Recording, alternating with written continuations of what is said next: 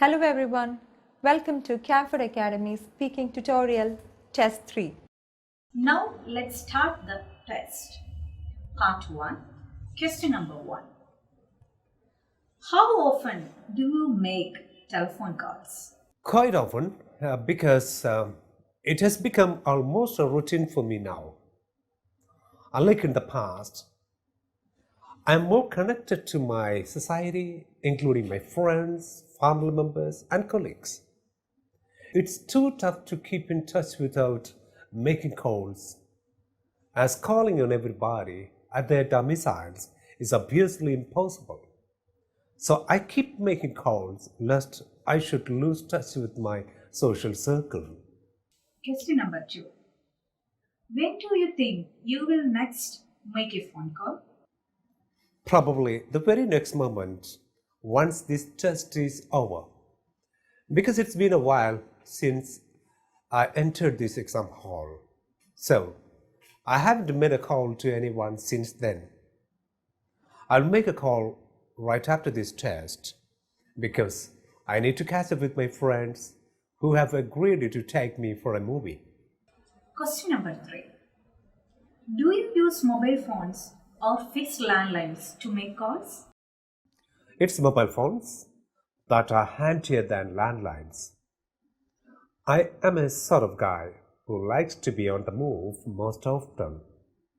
If I depend on landlines, I have to stop over by breaking my journey to make calls. It doesn't sound to be beneficial for me.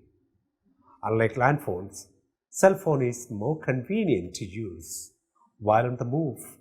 That's why I go for it. Now let's start on the second part, that's Q-Cat section. You will have to talk about the topic for 1 to 2 minutes. You have 1 minute to think about what you are going to say. You can make some notes to help you if you wish. Describe a trip or a journey that you remember well. You should say where you went, how you traveled, why you went on the journey. Being an avid traveler, I have many episodes of journeys which are still afresh, no matter how long back you hit the road. If it was eventful, it is forever to stay on. Visiting the Taj Mahal had been on top of the priorities on my to-do list. So I set out to Agra from my home state by train to the Taj Mahal, which is not only the jewel of art in India, but also a universally admired world heritage. However, the uniqueness of the Taj Mahal, which I was supposed to see, was done in by the heterogeneous landscapes and its varied colors. It was an eye-opener for me that the road journey is no way comparable to the train journey in India. In one way, what I saw on the train compartments was a miniature India with people from diverse walks of life and religions. Indian trains are synonymous to their Indianness, which is otherwise missing while on bus journey.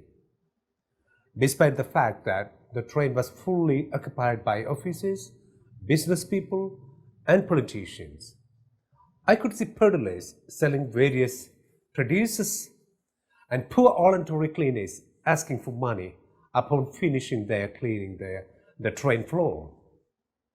As the train passed each state, different cultural, food, and cloth patterns could be seen. Still, there was one thing visible: the unity in diversity. Now let's begin part 3 section.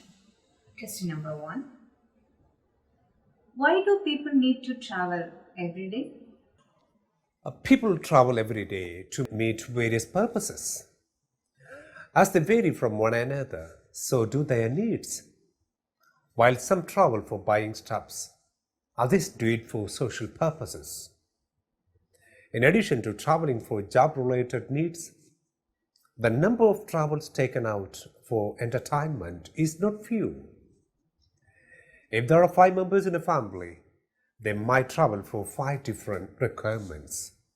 Anyway, the more modern the people are, the more diverse their needs. Modern life could be incomplete without travels.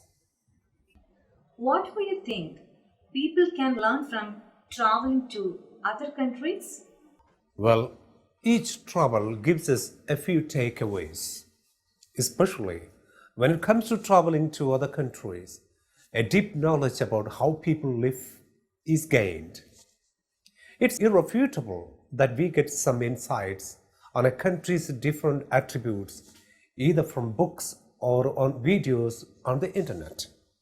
However, an all-out understanding on all aspects of a country would be impossible to get without traveling to there. A state's cultural pattern, traditions, practices and customs are so vast that it cannot be contained in a video or a book. Nothing can thrill a traveler as much as the explicit comprehension he or she gains while visiting a country. Question number 3. Can travel make a positive difference to the economy of a country? Now that tourism is the biggest booster of revenues of a country, travels contribute a great deal to the economy. Be it domestic or international travelers, they all add up their fair share to the fiscal activities.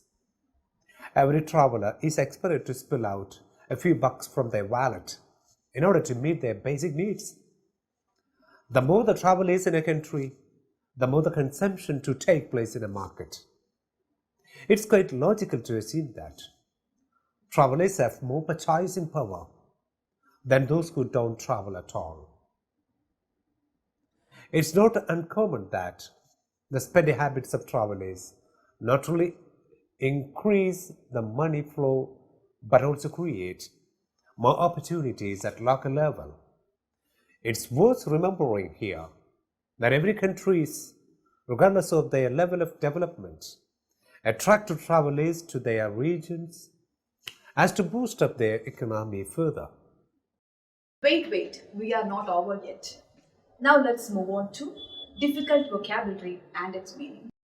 Avid, meaning having a keen interest in something.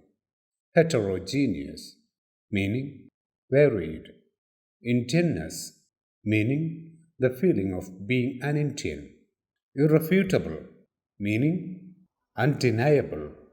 Explicit, meaning direct. Fiscal, meaning financial. Comprehension, meaning understanding. Please do like and subscribe our channel for more videos.